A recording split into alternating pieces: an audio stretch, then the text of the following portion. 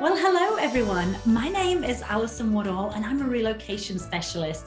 That means I get to help you with the financial, logistical, and emotional issues that make moving to a new state so stressful.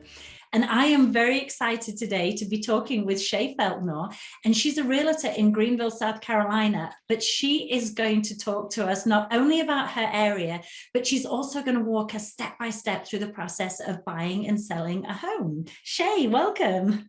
Hi, Allison. Thank you so much for having me. I really appreciate it. Well, I am so excited to talk to you because I know that there's so many people in the groups who maybe have never bought a home before or never sold a house, and they feel that maybe, they don't know the right questions to ask. They don't know where to begin. So I would love, before we start talking about the Greenville, South Carolina area where you're an expert, I would love to start off with the process of buying a home. So if someone wants to buy a home with you in South Carolina, whether they're in South Carolina or whether they're out of state, what is the first thing that they need to do? So, well, the first thing, just a caveat here, there are 50 states here in the US, and every state has their own rules, their own laws. And then you have federal laws that govern all 50 states. So it's going to be a little different in each state, but I think it's fair to say that in every state, the first thing you need to do is get pre-qualified. So a lot of people will back into it. They'll find a house they want, and then, oh, now what do we do? I want to make an offer. Well, you can't make an offer unless you have a pre-qualification letter. So that is really the first thing you do. And here in South Carolina, or in my office, we have a preferred lender who's actually a member of this group. And if I could share her name as well. Yes. But Amanda McCall, she's licensed in all 50 states. She's with Prime Lending. So she's a great place to start. She can help you with any state. Doesn't matter where you're looking to buy, she can help you. And she's a phenomenal resource. So really the first step is to get pre-qualified, because that way you know what your budget is, and then you're not going to get disappointed, because it's so heartbreaking when people find a house they want and then they find out they can't qualify for it. So it's just best to go ahead and talk with a lender and find out what your budget should be. Okay, perfect. So once you're qualified and you know what your budget is, and then say I was coming to you to buy a house in your area. So I reach out to you and say, I'd like a house, and I know that my budget is, let's say, $400,000. What's the next step after that? Well, the next step is to interview realtors. So you've got to find a realtor. Unfortunately, on this page, we have a set of approved realtors that have already been vetted. So feel free to go to the top of the page on Leaving California or Life After California, and you can look under More and then Files, and that list is there. So you need to find a realtor who's qualified to help you in the area that you're wanting to look in. And then once you start that process with that realtor, you need to interview, make sure that that's going to be a good fit, because this is such a critical time in your life when you're making a decision, one of the most important decisions you'll ever have to make in your life. So you really need to interview that realtor and make sure it's a good fit, because you're going to have, a good couple of months together. So it needs to be a good relationship.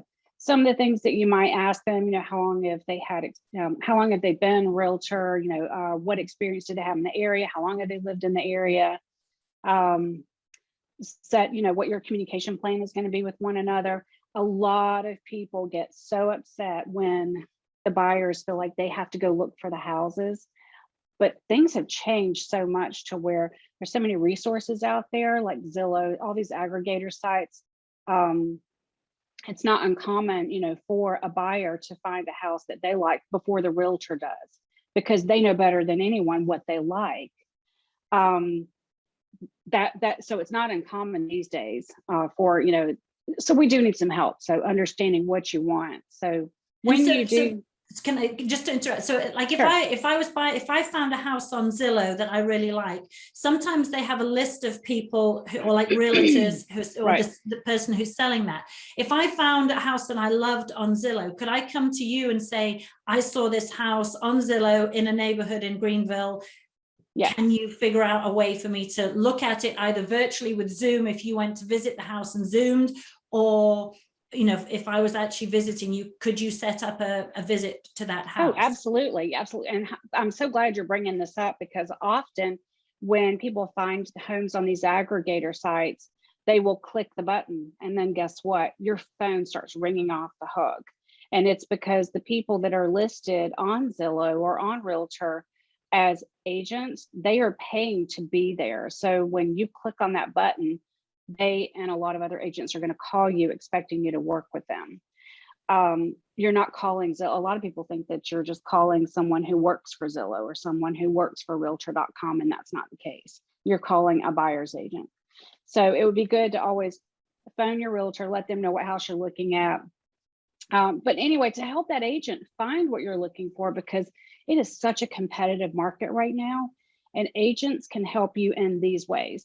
We can look for off-market listings. We can go through expireds or withdrawns, of any neighborhood, maybe give that seller a call to see if they're interested in buying.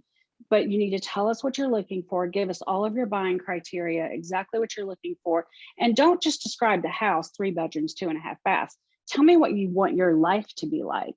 When you wake up every day, what do you want to see out your front door? What do you want access to? You've got to think about what your life to be like. And that really is so helpful, because anybody can find the 3 bedroom, 2.5 bath home, so I just really need to understand what you want life to be like. Okay. And that's when people go through coaching with me, that is the very, very first step, is what do you want your life, what are you looking for? But also I think when you, like if you're moving from one neighborhood to another, a couple of miles away, it's very different to actually moving to a brand new state, because that is your chance to completely reinvent yourself. And so if you want to be if you've been living in a city and you want to be in a more rural area, you need to understand that while you may want to be on more land, you may be that person who still needs restaurants close by. You need, if you're someone who runs to the grocery store every day, living 20 miles from the nearest Walmart is going to be a struggle for you. So it's knowing exactly what you're looking. So I think you're very true on that, and that's a very good thing to think about. Okay, so get approved, get very clear on what you want. Work with the realtor to, make sure you've got the right realtor. And then, so say I came to you, we find the perfect house, I've been approved. And what's the next step? When I say, yes, that's the house, I'd like to put in an offer on it. How do we go from there? So I would like to back up just one step. So these guys coming out of, these 2 Facebook pages, Leaving California and Life After California, you're picking up your life and moving to another state. So this is a lot more than just picking out a house. I highly recommend scheduling some visits and go out. Once you've talked to a realtor, get them to put together a schedule of a tour to show you the different aspects of the city that you're visiting. You want to get a feel for that community or the city, and then the various communities. And that's going to help you understand if you even want to live there or not. So I think that that's a really huge step. And that's what I usually do with my clients is I don't have them come here and we just go home shopping all of a sudden, because they don't know what community they want to live in. So I've talked to them in advance of their visit, and then we set up a tour, and then we go all around the city based on what they've told me that they want out of life. And then by the end of their visit, then we can start seeing some houses. And then when they return, still, we're not even at this offer stage yet. But once they return home, because chances are they're not going to find a house during their first visit, nor should they. I think you should look at as many houses as you possibly can, and don't buy the first one you see or the second one, because the more you see, the more you're going to learn. The more you learn, the more you're going to know everything you need to know before you make that offer. So I feel like it's really important to see as many houses as possible. But after you get back on that plane, or you drive back home and you're not here, then I'm going to be your tool. I'm going to be your feet on the street, and I'm actually going to book appointments to go and see homes. And we're either going to do videos where I upload them to YouTube for you to see over and over, or we'll do a combination of FaceTime or Zoom and video, because you can, through FaceTime or Zoom, you can just go and see it one time. But if it's a house you really like, you're going to want to look at it again. So I'm going to go back through and take a video and send it to you so that you can look at it again. So now we're at that offer stage. This is where it gets really tricky. Be prepared that you might not get this house, because the market is so competitive, and not just here in Greenville, but in so many places. So it's important to choose a realtor who is experienced in negotiating multiple offers in a multiple offer environment. And that's really critical. And just understand you might not get the first house. I had some clients that I met off of the Life After California page, Joe and Ann Nunley. It took us 9 times, 9 offers before we got their house. So we learned a lot along the way, and they bought their house without seeing it. So it can be done, but just understand that a multiple offer situation is probably going to be your scenario.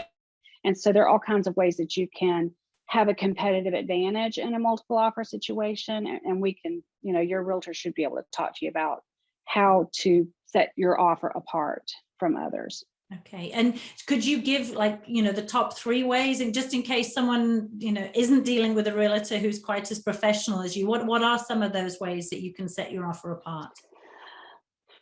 We've done everything. I mean, I have a plethora of tricks up my sleeve, but one of my favorites is an escalation clause. So an escalation clause, and you do need to consult with an attorney in your state. Don't start trying to practice law, but I have had the help of an attorney write an escalation clause, and it sounds something like this. Say the house is $400,000. You agree to pay $400,000 plus X number of dollars over the highest competing offer, not to exceed whatever your ceiling is. And that way you don't go from 0 to 60 and at Mach 1 speed.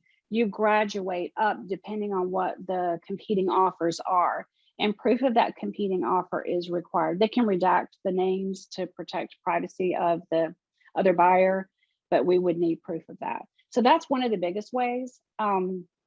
Also be prepared to negotiate on terms, because sometimes money isn't everything. Terms can be very important, be equally as important as the purchase price or the offer price to the seller. So I usually make a phone call to the listing agent to find out what's important to the seller, if I can get them on the phone. Sometimes it's challenging with multiple offers, but if they need to lease back, then we're going to be flexible and put that in our offer and let them know that we can be flexible with their time frame. Just things like that. I've actually offered a 1-year Amazon Prime membership. They thought that was funny, but well, it is. It's just more entertaining than it was anything. But wow. Okay. And I always think when the ideal situation is like you talk about it. Someone comes multiple times, multiple visits. They put in offers, they may not get their first or their second house, but they buy a house that they've either toured around, or you feel like you need that level of comfort. I have actually worked with a lot of people who've put so much research and done, they know exactly what they want from an area. So they have actually bought sight unseen. I actually just worked with a lady who moved from California to Lexington, South Carolina, and she'd never actually been to to the neighborhood that she moved into. She just knew that was the area that she wanted to live in from one visit, and she worked with a great realtor, and so she had that comfort level of what she wanted from a house, from a neighborhood, and she trusted her realtor, and the price point was great, because sometimes it does come down to price. If you're ready to move, the house might not be quite what you want. You may not have seen it, but if the price is right and you can get it, and then your lifestyle in that area is exactly what you want, the house, you can paint it, you can remodel it, and you can turn it into what you need. Okay, so let's say we've gone through that multiple offer situation, and they've said, yes, we'll accept your offer. What is the next stage after that? So you haven't bought a house. Please do not get on Facebook or social media and announce that you have bought a house, because you have not. You have expressed an intention to do a lot of work between now and the time that you expect to close. So first of all, we have to get inspections lined up as soon as possible. We start with a home inspection. That's kind of like going to a general practitioner, for your annual physical. That doctor may send you to a specialist. And so often a home inspector will do the same thing. So it's important to get that lined up as soon as possible. I always recommend attending that. If you can't in person, then definitely virtually, because I always do a review with the inspectors. You'd be surprised how much you would learn just doing that. But I always recommend a review of the most important issues with the inspector, and then you can decide, if this is something that you're comfortable with. And just so you know, in South Carolina, and I know it's different in every state, but in South Carolina, if you are going to cancel a contract, you need to be aware of, the ramifications of that, because a contract is a contract. It's not a reservation to see if you like it. And I know there's been some debate on, and some of the conversations I've seen about, what you can do and can't do with regards to a contract. So just make sure you're reading the fine print and understand the circumstances under which you can get out of a contract. So you mean, so like if I put in an offer on a house and it's listed at 400,000, we go through the negotiation, and then I end up saying, well, I'll pay 430,000, and that seller says yes, we sign the contract, and then we do the inspection. So I can't, so then if I find out there's a massive crack in the foundation or something in the inspection, am I able to back out at that stage, or is that still, am I still contracted to that 430,000 to buy that house? Are there ways you can get out of the contract? Well, yeah, it just all depends on the terms under which you agreed, the terms that you agreed to at the onset. So yes, there is a way to get out. It's so hard to go into all the different scenarios of the contract. So just definitely make sure you're reviewing that with your realtor to understand how you can get out and when you cannot. Okay, and so you'd know that's the kind of thing you'd know up front based on the laws in the state. Okay, and so say you do your inspection and maybe you realize that the roof needs to be replaced. Do you then have the ability based on that inspection to negotiate the price, or once you've signed that contract for 430,000 or whatever, are you legally bound to that contract price? So it just depends on the terms that you agreed to, because there are a lot of people, because of the competitive nature of the market right now, there are a lot of people who are buying houses as is, and as is means as is, and it means you're moving forward regardless. So that's when it can get a little sticky if you decide, you know what, I don't want this house because I don't want to have to replace the roof, or I don't want to have to address the foundation. It can get pretty sticky. So you just need to make sure that you are well aware of the terms and what they mean when the offer. Okay, and that goes back to having a professional realtor who knows what they're doing, who can guide you, because they can see that the roof is going to need replacing, and they can see any major kind of issues with that house and say, well, yes, you could get this house for a great price, but you're going to have to do this and this and this. Right.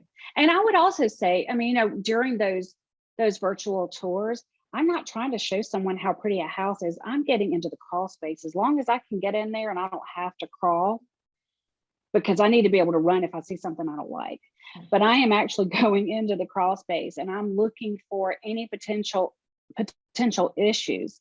I mean, just for instance, I had a client recently, we spotted a major foundation crack. And that was what I was more concerned about than anything. And the clients actually wanted to move. I would have run. I would have said, no, I'm out. I don't think I could have dealt with that, just the uncertainty of it, because it had been a result of some erosion over the last few decades. And it just took a toll on the house. But anyway, they wanted it. They got a price. We did negotiate. Now, this wasn't as is contract, but we did negotiate in this particular situation, because otherwise my folks were just going to take a risk and walk, is what they were going to do.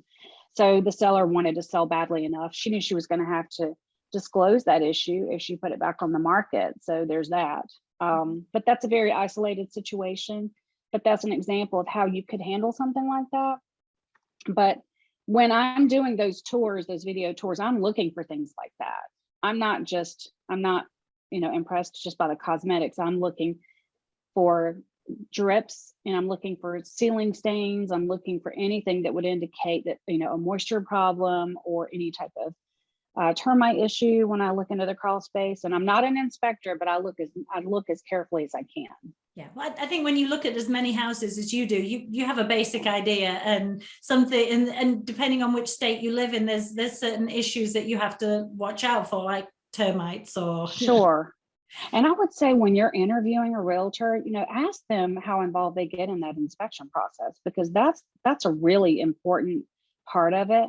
And that's how I've learned so much about how to maintain a house, is just by attending these inspections. And I've learned more about home repairs than, I guess, most people, the average person. So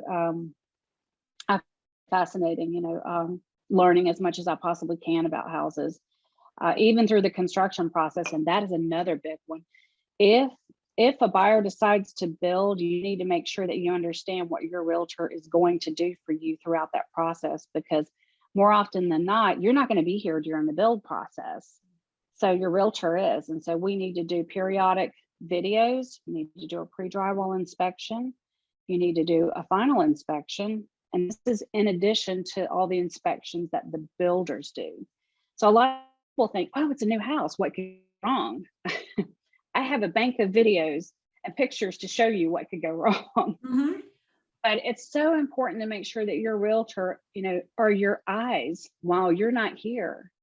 And I will video the progress and upload it to YouTube, and I keep it there until we close to make sure that we've got it to reference. And unfortunately, I've had to use those videos to get someone out of a contract, because they weren't going to fix, thousands and thousands of dollars worth of issues on a new build. So, you need to understand what your realtor is willing to do if you're going to be building a house too. That's really important. Well, so that's all good in the upfront stuff. So you've done the inspection, you say, yeah, this is great. This is the price. We're going to move forward. Everything is great. What is the next step after you've done the inspections? So after we've done the inspections and we're cool on everything and, we're ready to move forward, most of the work is going to be done with the lender. The buyer's going to spend a fair amount of time with the lender, making sure that all the documents are satisfied, all the conditions are satisfied. Also, if there's going to be an appraisal, you have that inspection that's going to happen as well. So, more often than not, appraisals are being waived. And it's not that you're not getting an appraisal, but you're waiving the appraisal contingency in these competitive situations. It's not always the case, but we're seeing it quite a bit these days. And so what's the goal of an appraisal? Explain, because if you said I'm paying this much for the house, does the appraisal to make sure you're not overpaying or underpaying, or what? So two different things. I mean, if you're paying cash, you may elect to get an appraisal just to ensure, that you're not overpaying.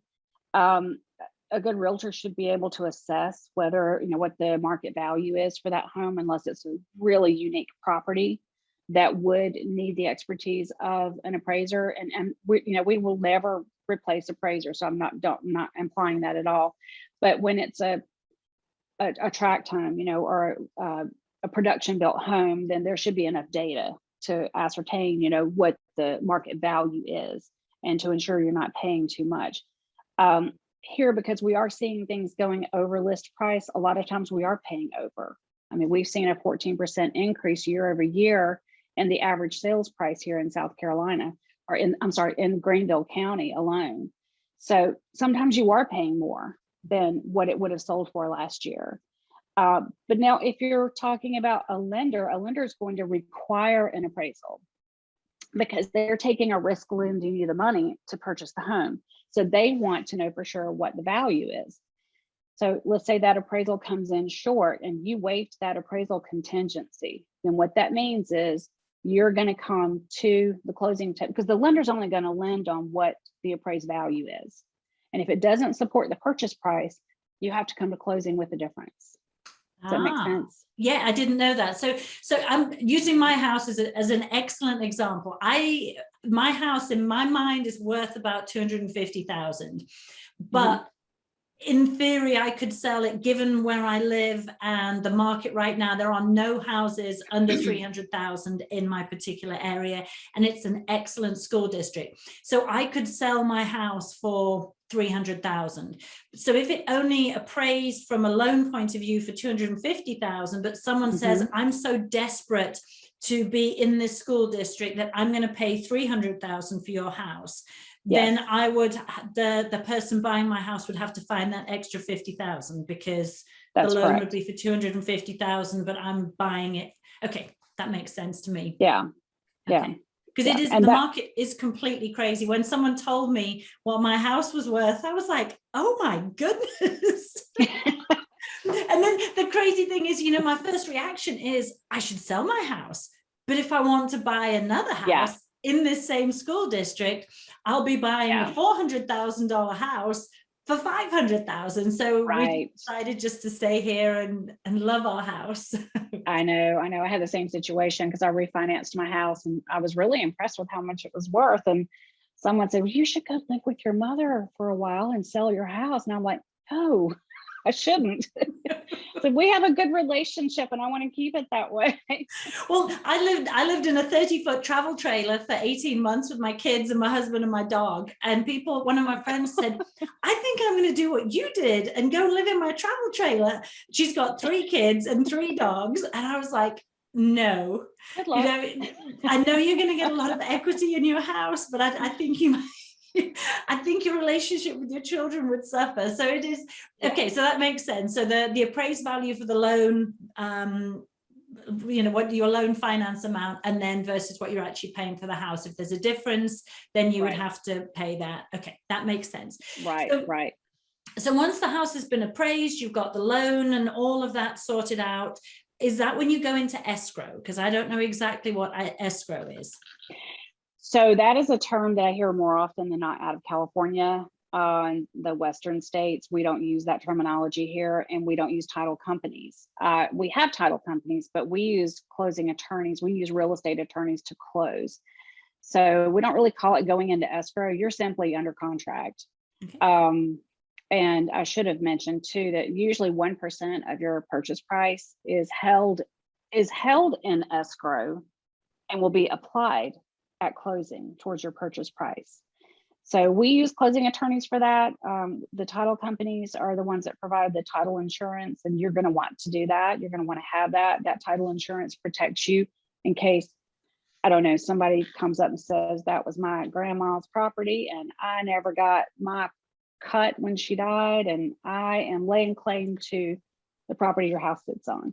Or your title insurance is going to cover you for that. Okay. So, but anyway, there's so many steps though. Once you go under contract, everything is a negotiation, it feels like. It doesn't stop. And this is why there's so much more to purchasing home than just finding the right house and identifying the right house. There's a lot of work to be done, especially after you go under contract. And your realtor should be able to guide you through all of that, because it will be, everything is a negotiation from that point until you close. Okay. Everything. So many things come up. And that closing period from saying, you know, yes, we're, you know, the seller says, yes, I'll accept that price. And then you have the inspection, and then you do all the loans and all of that. Yeah. And then you go until you get to that closing attorney and you sign that, whatever piece of paper, that contract or whatever. Obviously that's going to depend on the situation, how long it takes, but is there an average length of time? Can you speed up the process, or is it a standard process, or does it just depend? So it generally is 30 days from contract to close, generally. And I'm seeing that to be the norm.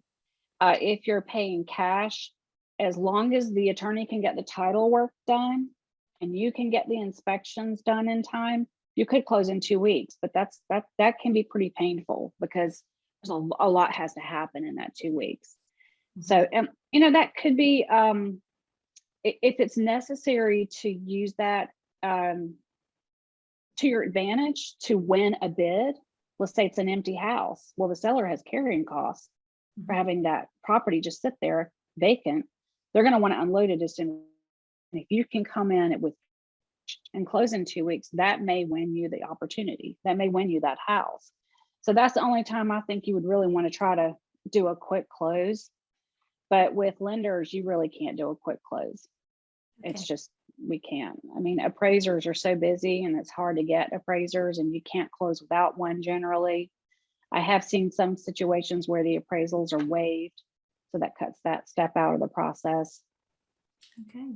Well, all right. Wow. So that is a ton of information. So yes, it is. I now feel confident that if I wanted to go and buy a house, you know, in another state, the most important thing is knowing what my budget is, what I want, finding the right realtor, and someone who is going to be able to guide me through every step of the process. And if it's in a different state with completely different rules and regulations from where I'm living right now, that realtor has to be knowledgeable. And I think you get a good feel when you talk to someone. I mean, because I talk to realtors all the time doing these interviews, I know straight away whether someone's an excellent realtor. And in the Leaving California groups, everybody's a very, very good realtor, but some people just have been doing it longer and have more experience. So I think if you talk to a realtor and you just don't click with them and it doesn't feel like a good relationship, you've got to move on. You've got to find someone else. Because it is so critical. It is, especially when you're far away. And I will mention that I have a detailed presentation that I can email to anyone if they want more details about what the steps are, especially as it applies to South Carolina. So I'm more than happy. It's a first time home buyer's guide, but anybody who's buying a house in South Carolina, it may be the first time they bought one here, so it still applies. So I'll be happy to share that with anyone if they want it, if they want a copy of it. Well, perfect. Okay, so final thing, I would love you to tell us about Greenville, South Carolina, and the area that you cover. So for people who don't know South Carolina very well, kind of whereabouts is Greenville located? So Greenville is in the northwestern part of South Carolina. We are fairly well centered between Charlotte and Atlanta. It's about, well, depending on traffic, you never discuss miles when you're talking about Atlanta, you know that. Yeah. So we're about 2.5 hours from Atlanta, and we're about 90 minutes from Charlotte. I do highly recommend, for if you're visiting this area, fly into Charlotte if you can. It's such an easy drive, but sometimes it's not that easy coming from Atlanta. And I used to live in Atlanta, so I can say that. Yes. So and I used to be brutal. Yeah, I used to commute from Atlanta every single Monday morning and commute back every Friday night when I was working in Greenville. And it just depends on the time and the traffic, but getting from Atlanta, from the airport, because it's south of the city, there's no way to avoid the city. So I definitely fly into Charlotte. So what is, describe Greenville to me. If you were wanting to, is it a big city? Is it a small city? Is it rural? What's Greenville like? So I think, what was it, People Magazine called it the next big small town. And I apologize, my dogs are going to start making noise, but that's life. We've all experienced it working from home. But yeah, when it starts raining, and it's raining now, they get a little nervous and they need attention. But no, Greenville is just, it's a great little town. When I left Atlanta, the one thing I didn't want to give up was great food. I was really concerned about that. But it's a little metropolis, and it's just, we have great restaurant options. I mean, a wide variety of cuisines, and we have a lot of breweries. Somebody was telling me, one of my clients is a brewer, and they were just marveling at how many breweries we have. And if that's your thing, we've got that. Really lots of festivals, lots of parks. We have Paris Mountain. The mountains are 45 minutes away, just so you know, just like 45 minutes away, the Blue Ridge Mountains are there. And then the coast, if you need to get your coast fix, you can go 4.5 hours to Charleston. Myrtle Beach is a little bit farther away, Hilton Head as well. So it's not that hard to get there. You're near Lake Hartwell as well, aren't you? We have a lot of lakes. Yeah, we have Lake Hartwell. We have Lake Oconee, or Lake Keowee, sorry, in Oconee County. Beautiful lakes. Yeah. And then we have some smaller lakes, in the Greenville County area too. So, and a lot of people were asking me, about tornadoes. I mean, but we don't get them as much, and we're far enough inland that we're not going to get the hurricanes. So I feel like we're fairly well insulated, and I think, you know, we offer the best of most worlds, you know, just where we're positioned in the state. Yeah. And so in terms of like schools and colleges, you've got everything that anybody would need moving to an area if they've got Yeah. kids or, you know, college age kids. Yeah, yeah. I mean, we're in that Charlanta corridor, which is really nice without having to put up with traffic every day. But we have access to Clemson University. UGA is not too far away if you wanted to go to Athens, Georgia. Charlotte, what do they have? I'm losing it. I don't know. I always think of, when I think of Greenville, I think of Clemson. So yeah, Clemson, and we have Furman University too. Anderson University is very close. It's within a 35-40 minute drive. So lots of higher education options here. We have great schools here. And by the way, I had a real hard time giving up my bottled water, but we have great water here. We really do. So they've done a really good job with our water treatment here. And so you don't have to, I still filter my water just because I can't get past it, but it's really good. Yeah. Really. But lots of festivals here. We are home to one of the largest art festivals in the country. It's called Artisphere, and that's coming up in May. Highly recommend you look that up, but it's one of my favorite events of the year. I've got Thanksgiving, Christmas, and then Artisphere. Those are my favorite times of the year. So wonderful. Well, yeah, so I mean, so much to do. Yeah, and it's just a great part of the country. I love it's because you do have that city feel. You have everything that you need, but you don't have the traffic, you don't have the congestion, you don't have all the stress of living in a city. Right. If you want to get to Charlotte, if you want to get to Atlanta or to the coast, everything is just, it's just a great location, and it's such an easy drive to any of those places. Sure. Yeah. I have one more question, which I always get asked. Property taxes. How are property taxes? Okay, so the feedback that I've gotten is our property taxes are far less than what you're going to see in California. And if anybody wants to have, get an example, I mean, my house is probably about a $340,000 house, and I pay about $2,300 in taxes. Okay, I don't know if that helps. There's no straight line way to calculate it. They've got a property tax estimator online. So if anybody really wants to play around with the numbers and the locations, I can give you a link to that property tax estimator, and you can figure out what your taxes would be. Perfect. And then I did think that when you said what your house is worth, an average house price, because when you come from a lot of people who are watching this are coming from California, where your average house price is something crazy. And in the South, in your market, could you find a nice house for that 200 to 300,000 price point if you're a little bit further out of the city, if you're looking a little bit older? Is that doable? Is that a realistic price range? It is doable, but that's the most popular price range, and you're going to be competing with a very large buyer pool for that house. So it's really rough. It's really tough. It's tough. You need a really good realtor. Yes, exactly. Well, perfect. Because I always like to ask, like the low end question, is it possible? And in some markets, it's I talked to a guy from Miami yesterday and a guy in the DC area, and they were both like, no, 500,000 and above.